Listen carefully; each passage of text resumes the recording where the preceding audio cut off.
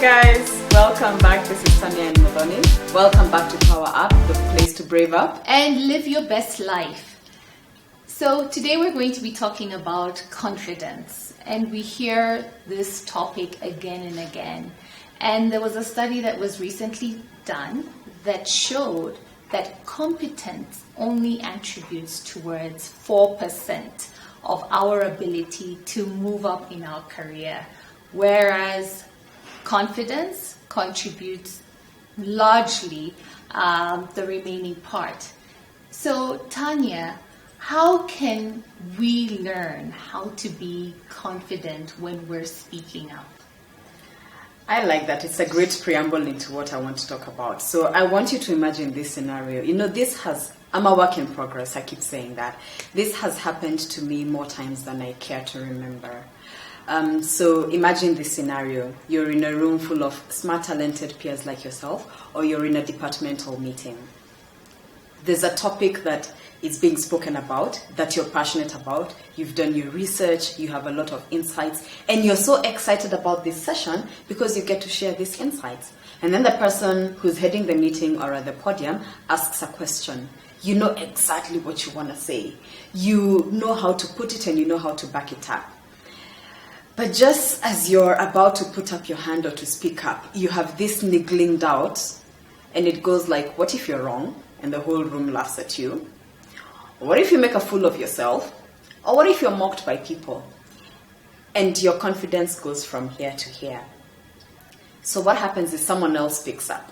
And they say something that is, pretty fair, to be fair to them, but they don't express it in as succinct terms as you would have, or with as much clarity as you would have.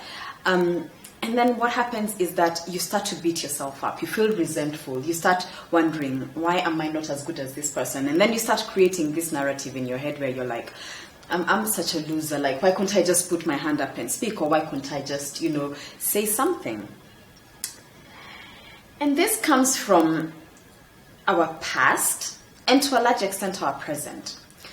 We, regardless of what sphere we are playing in, whether we are amazing parents, or whether we are corporate leaders, or whether we are in groups of interest, we keep feeling like we got to the positions that we got to, not because we worked hard, not because we've done our research, not because we are passionate about this topic, but maybe because someone lifted us up, so you've been promoted. You keep attributing it to someone else as opposed to as you and the innate work that you've done and the hard work that you've done. And you keep feeling like you're an imposter, like you don't belong here. Like one day, someone is going to ask you a question, you're not going to be able to answer it, and then they're going to call you out and say, this person doesn't belong in this room. They actually have no right to be here. Who brought them here? And I want to share something that I read from an article. So it was two journalists, and they did this research, and they talked to people who are playing at the top of their game. And in this particular instance, they talked to who I consider to be the two most powerful women in the world, Christine Lagarde and Angela Merkel.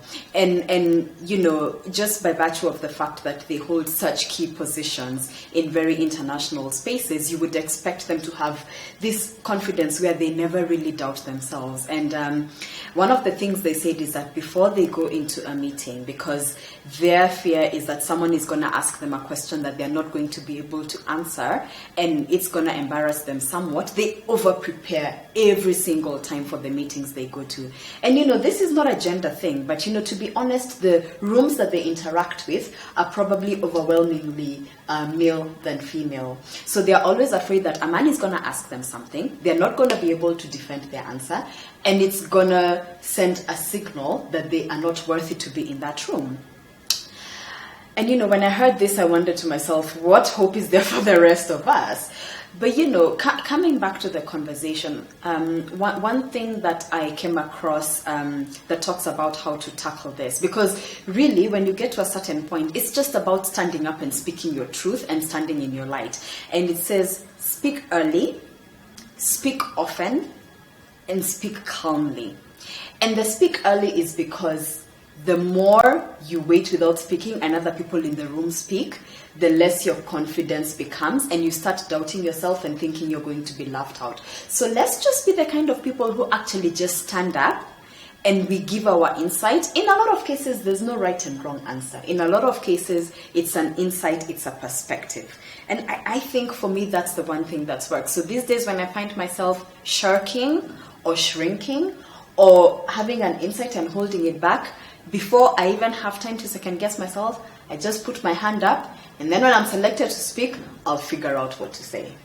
Well, I like what you've just shared, Tanya, and I think the key thing is to ground ourselves in what we really believe and stay confident as we speak up. So we'd love to hear from you. We'd love to hear your thoughts and comments about the topic that we've just shared.